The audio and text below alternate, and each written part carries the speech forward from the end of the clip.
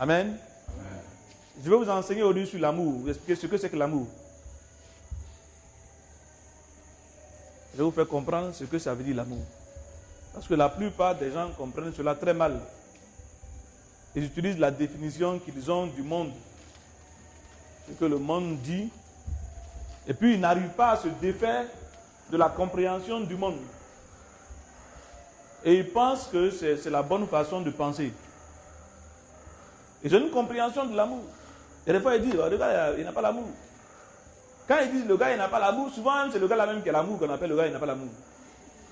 Mais ils ne comprennent pas ce que ça veut dire avoir l'amour. Ils pensent que l'amour c'est le sentiment qu'on a envers quelqu'un qui fait qu'on se comporte bien ou mal avec la personne. Et le bien ou le mal dont ils parlent est défini par leur intérêt ou par leur savoir. Le bien ou le mal n'est pas défini par ton intérêt, ni parce que tu sais. Donc je vais vous donner, je vais enseigner sur l'amour.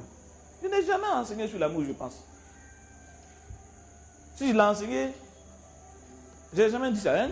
Tu vas dire entendu enseigner sur l'amour, non. Hein? Aujourd'hui, j'ai décidé, je vais vous enseigner sur l'amour. Mais ça va vous changer.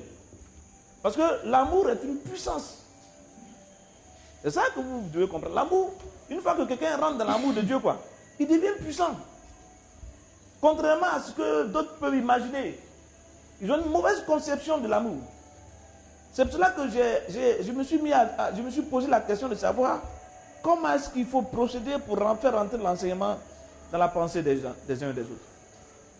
Alors, nous allons aller avec notre texte de base qui est dans 1 Jean. Exactement, nous allons reprendre l'enseignement exactement à l'endroit où nous avons laissé le dernier enseignement que nous avons fait la dernière fois, c'est-à-dire le mardi dernier. C'est-à-dire 1 Jean 4, verset 7. 1 Jean 4, verset 7. 1 Jean 4, verset 7. Alors, dans 1 Jean 4, verset 7, il dit, bien-aimé, alors, il faut comprendre ce que veut dire bien-aimé. Voyez-vous, vous ne comprendrez ce que veut dire bien-aimé que lorsque j'aurai venu d'expliquer l'amour. Moi, quand je dis bien-aimé, ça fait un effet terrible dans moi. Et je crois que plus tard, quand vous allez lire bien-aimé, vous allez voir, ça va vous faire un effet terrible comme ça. Ça va déclencher une notion en vous. Beloved one. Celui qui est bien-aimé. Si vous pouvez comprendre ce que ça voulait dire. Vous pensez, vous voyez, il m'aime bien, quoi. Quand ça vous pensez ça, c'est pas ce que ça veut dire. Il dit bien-aimé, aimons-nous les uns les autres. Voyez-vous? Il dit bien-aimé, aimons-nous les uns les autres. Alors, je vais juste m'arrêter là. Il dit bien-aimé, aimons-nous les uns les autres. Et je m'arrête là. Je m'arrête là pourquoi? Parce que je veux qu'on comprenne d'abord ce que ça veut dire aimer. Sinon, tout le reste du travail que nous allons faire va être faussé. Déjà, votre pensée de aimer déjà, il faut qu'on se comprenne là-dessus. Sinon, si nous allons un peu plus loin, ça n'ira pas. Alors, je ne vais pas faire comme la plupart des enseignants font. Vous dire qu'il y a différentes sortes d'amour, agapé, je ne vais pas vous dire ça parce qu'ils disent ça souvent et ils ne comprennent même pas. Ils disent ça, ils ne comprennent pas. Je n'ai pas besoin de vous définir ça veut dire agapé ou ça veut dire quoi que ce soit pour vous expliquer cela. Je prends seulement le contexte et je vous montre. Et vous voyez. Et vous voyez. Voyez-vous. Il dit, aimons-nous les uns les autres. Alors, c'est quoi aimer? Allons voir Marc. Marc chapitre 10.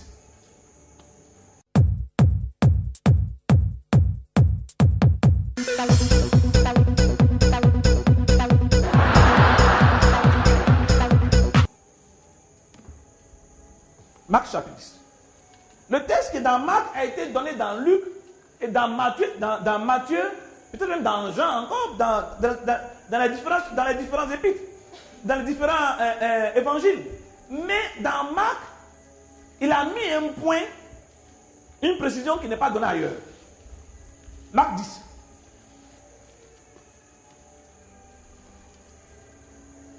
Marc 10, verset 17. Vous y êtes? Marc chapitre 10, le verset 17. Il faut que vous soyez à votre Bible là, à cet endroit-là, pour qu'on puisse continuer. Vous y êtes? Ok. Comme Jésus se mettait en chemin, un homme accourut et se jetant à genoux devant lui, et se mit à genoux devant lui. Bon maître, lui demanda-t-il, que dois-je faire pour hériter la vie éternelle? Il dit, que dois-je faire pour avoir la vie de Dieu en moi? Il dit, que dois-je faire pour être un homme qui agit dans le surnaturel et qui est capable de faire de grandes choses? Mais la Bible nous dit qu'il était riche. Il dit, que dois-je faire pour avoir cela? Il s'est rendu que l'argent ne pouvait pas lui donner cela. Il dit, que dois-je faire pour l'avoir? Pourquoi il pose une telle question? Il pose une telle question parce qu'il a vu Jésus-Christ pendant tout son parcours et il a vu des choses que Jésus-Christ faisait. Il dit, mais qu'est-ce que je dois faire pour avoir ce que tu as là, qui fait que tu es capable de guérir les malades? Qu'est-ce que je dois faire pour avoir ce que tu as là, qui fait que tu es capable de rejeter les morts? Qu'est-ce que je dois faire pour avoir ce que tu as? Parce que tu as la vie éternelle et tu enseignes aux gens que tu es venu donner la vie éternelle. Je suis venu en fait que mes bébés aient la vie et la vie éternelle. Mais ça veut dire quoi ça, avoir la vie éternelle, ce que tu enseignes aux gens? Il faut bien comprendre. Si Jésus enseignait autre chose, il aurait peut-être demandé autre chose à Jésus-Christ. Mais il vient demander à Jésus-Christ ce que Jésus-Christ lui dit toujours. Je suis venu pour vous donner la vie éternelle. Il dit, mais comment je dois faire moi pour avoir cette vie éternelle? Et Jésus lui dit,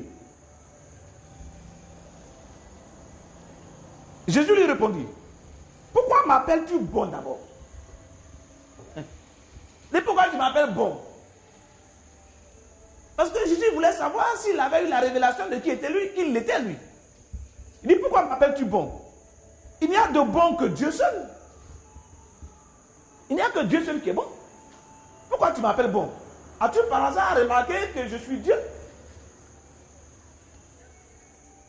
Première question. Puis ensuite, Jésus-Christ s'est rendu compte que le monsieur ne connaissait pas, puisque le monsieur a répondu dans son cœur. S'il a dit, je ne sais pas pourquoi, dans son cœur, Jésus-Christ l'a entendu. Si moi j'entends les gens qui parlent dans leur cœur, ce n'est pas Jésus-Christ qui ne l'entend pas. Hein? Il dit, tu connais les commandements.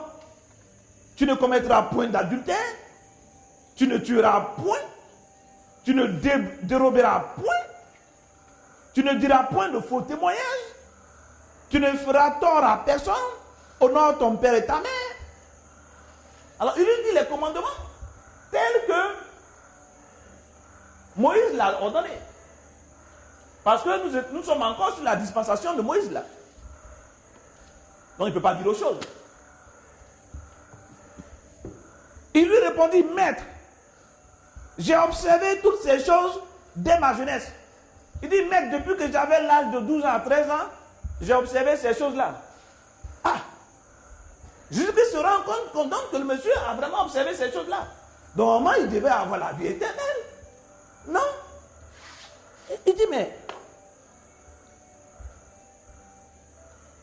Jésus, verset 21, Jésus l'ayant regardé, il a fait quoi? Hein? Oui, l'ayant regardé, virgule, après c'est quoi? Il a aimé. Jésus l'ayant regardé, l'aima. Donc quand Jésus l'a regardé, Jésus l'a aimé fortement.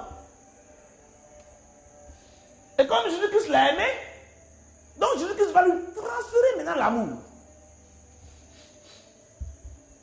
Je veux que vous compreniez très bien ce que ça veut dire, vous allez voir.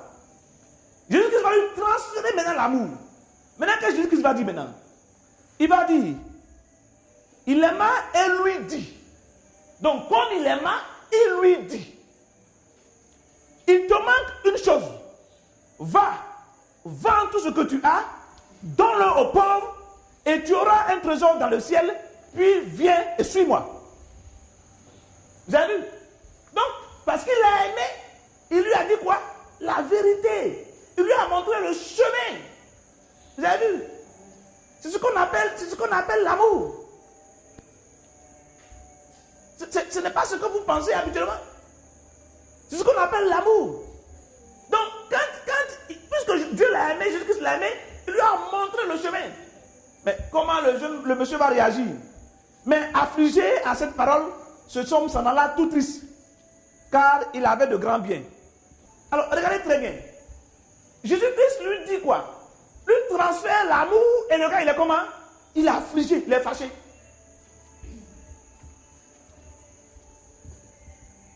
Vous avez compris?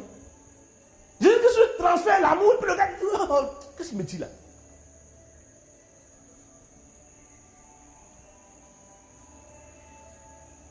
C'est ça. C'est exactement ça. Il lui a transféré l'amour. Il a aimé, donc il lui a donné l'amour. Il lui a donné, parce qu'il lui a dit quoi? Il lui a dit la parole qui sauve. Il lui a dit la parole qui donne la vie éternelle. Il lui a dit la parole dont il a besoin, la parole qui donne le pouvoir. Il lui a dit ce qu'il fallait lui dire. Et dès qu'il lui a dit cela, le gars a été choqué.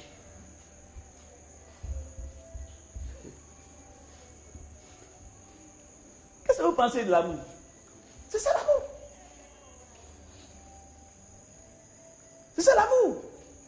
L'amour consiste à faire converger toute personne vers Dieu. Donc vers la vérité que la Bible dit. Ce n'est pas ce que vous pensez. Ce n'est pas ce que vous pensez. Si c'est ce que vous pensez, vous vous trompez. Et alors vous définissez mal l'amour. Voyez-vous? Alors, qu'est-ce qui se passe? Quand on aime des gens qu'on leur dit la parole d'amour, ils se fâchent. En général. Mais si on leur dit la parole de la mort, ils aiment cela. Tu veux la vie éternelle? Bon, il faut me donner 2000 francs, je vais prier pour toi, tu vas avoir la vie éternelle.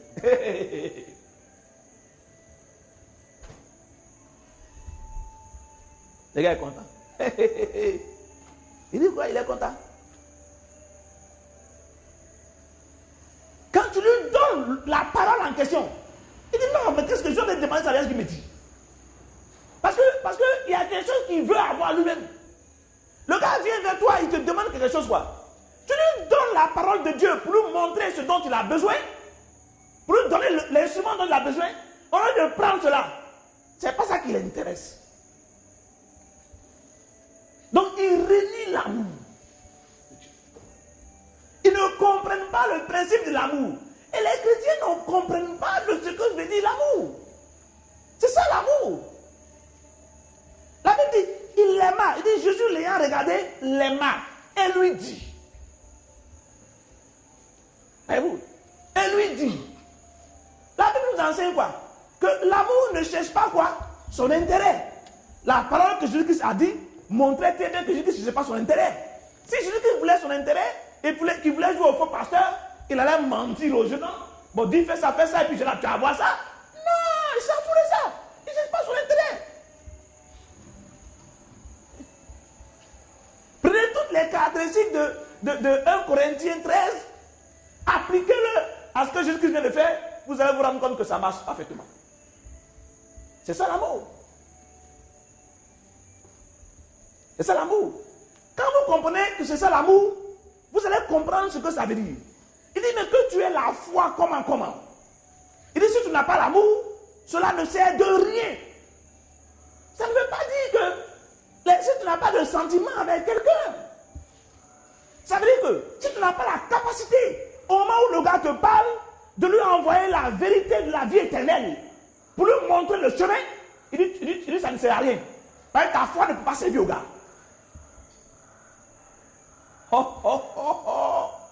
Comprenez-vous de quoi il s'agit? C'est de ça qu'il s'agit. C'est pas ce que vous dites, ouais, le gars il est gentil à toi, il n'est pas gentil à toi. Regardez comment Jésus-Christ parlait aux gens. Regardez la sévérité de son langage. Je vous ai toujours dit, quand vous voyez Jésus-Christ, race de vipère. Pourtant on vous dit que c'est lui qui est l'amour.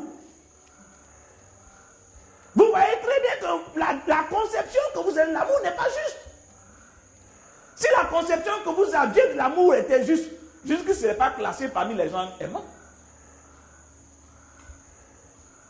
La Bible dit, Dieu a tant aimé le monde, les hommes, qu'il a envoyé son Fils unique, la parole, afin que quiconque croit à la parole ait la vie éternelle. Vous n'avez pas compris?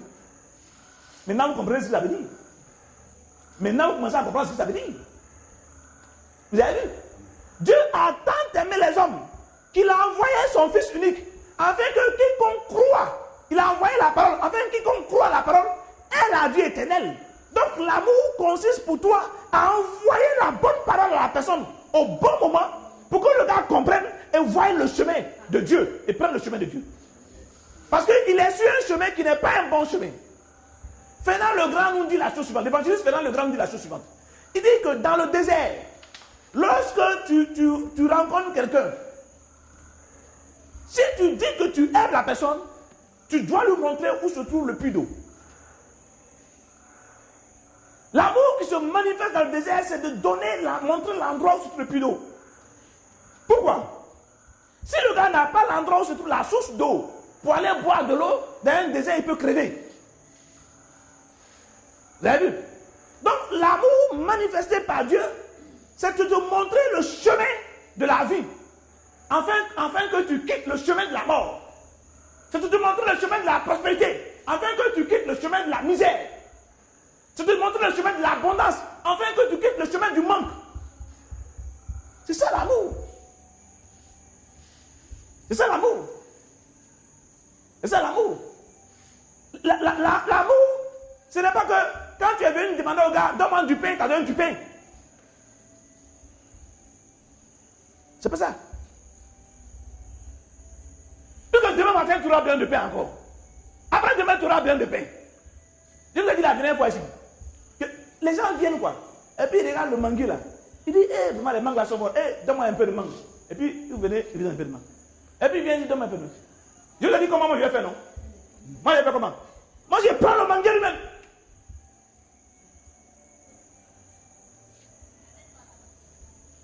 Moi je prends le mangue lui-même. Je ne vais pas prendre du pain. Je ne vais pas prendre le mangue là-dessus. Je prends le mangue lui-même. Il faut bien comprendre. Alors, retournons maintenant à 1 Jean. 1 Jean 4. Alors, maintenant relisons. Bien-aimé. Alors, quand vous entendez bien-aimé, ça veut dire quoi? Ça veut dire celui que Dieu a révélé toute sa connaissance. Celui à qui Dieu a montré toute la sagesse. Comprenez-vous?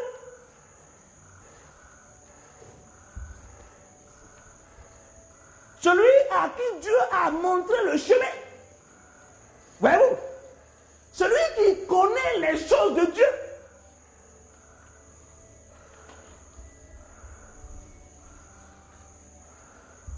Voyez-vous? Celui à qui Dieu a révélé tous les mystères de sa parole pour qu'il sache comment faire les choses. Voyez-vous ce que ça veut dire? Ça n'a rien à voir avec les sentiments humains. Ok? Alors, il dit, bien-aimé, aimons-nous les uns les autres. Donc, quand il dit, aimons-nous les uns les autres, ça veut dire quoi? Parlons les uns les autres avec sincérité et en fonction de la parole de Dieu.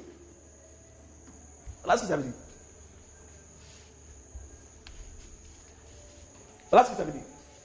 Ça ne veut pas dire, on a qu'à aimer, je suis gentil à l'autre, je ne suis pas gentil à l'autre.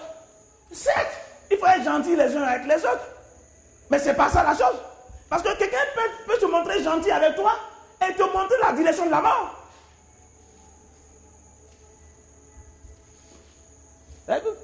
Il dit, aimons-nous les uns les autres. Il dit, quiconque aime est quoi? Est né de Dieu. Vous avez vu? Écoutez bien. Il dit, quiconque aime est quoi? Ça veut dire quoi? Quiconque aime est chrétien. Donc celui qui ne connaît pas la parole de Dieu ne peut pas quoi? Répondez-moi. Donc quelqu'un qui n'est pas chrétien ne peut pas quoi? Bien, vous avez compris. Vous avez vu?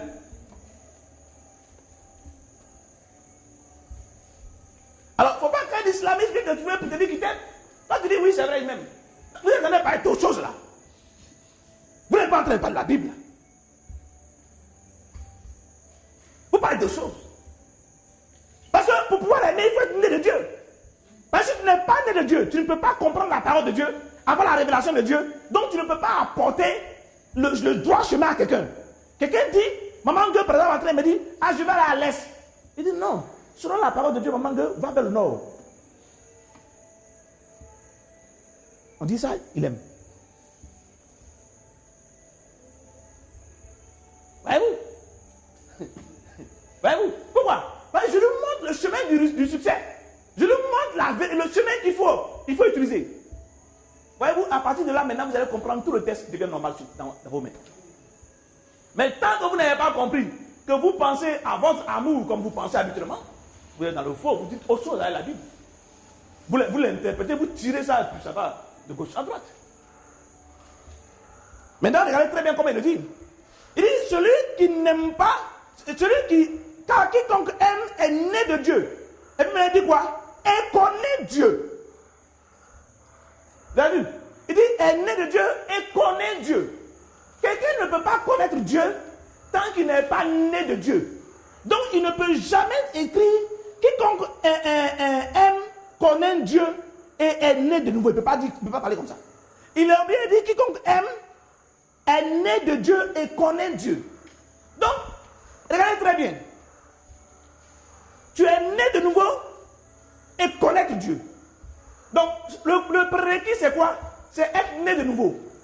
Maintenant, la connaissance que tu as de Dieu veut dire quoi? Veut dire la connaissance que tu as de sa parole.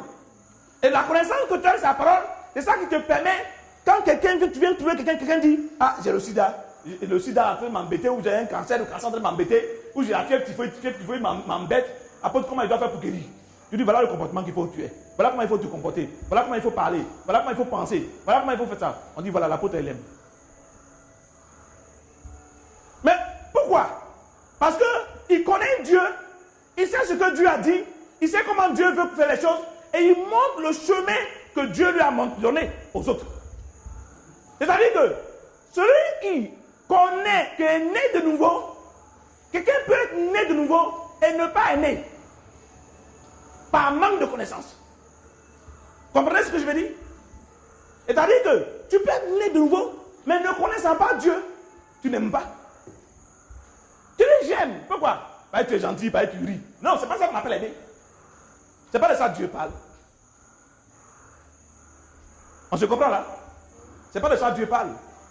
Voyez-vous? C'est pour cela que vous allez voir la suite maintenant. La suite, le verset 9, il dit, l'amour de Dieu a été manifesté. Donc l'amour de Dieu a été montré. L'amour de Dieu a été présenté aux gens de façon visible. Il dit envers nous, en ce que Dieu nous a envoyé son Fils dans le monde. Vous avez vu? En ce que Dieu nous a envoyé son Fils dans le monde. Et son Fils c'est quoi? C'est la parole. Donc Dieu nous a envoyé son Fils dans le monde afin que nous vivions. Vous avez vu?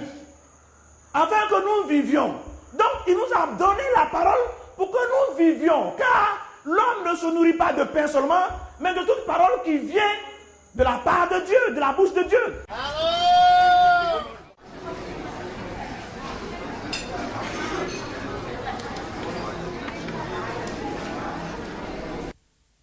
Mais si tu essayes d'imaginer l'impossible, et puis d'oublier le passé et le naturel, et de rentrer dans le monde que tu ne connais pas, et fonctionner dedans, tu vas découvrir une nouvelle vie. La nouvelle vie que Dieu t'a donnée, tu ne la connais pas.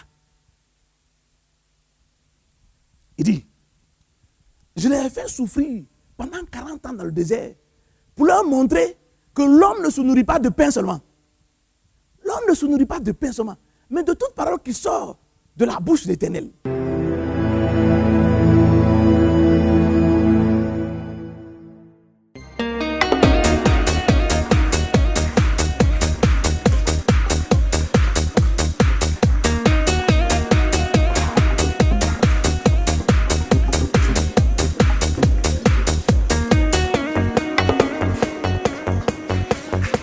Bonsoir, pasteur. Oui, c'est le pasteur Smoro, donc on te connaît. Moi, je vais dire merci à Dieu. Ça fait un bon moment et ça que nous connaissons ici. Oui. J'ai vu le Seigneur agir. Koumena Francis, membre de Pisco Collège résident avec ses boulots. Tu as quel âge? J'ai 47 ans. Qu'est-ce que tu veux dire au Seigneur ce soir? The most important thing in life is to be free.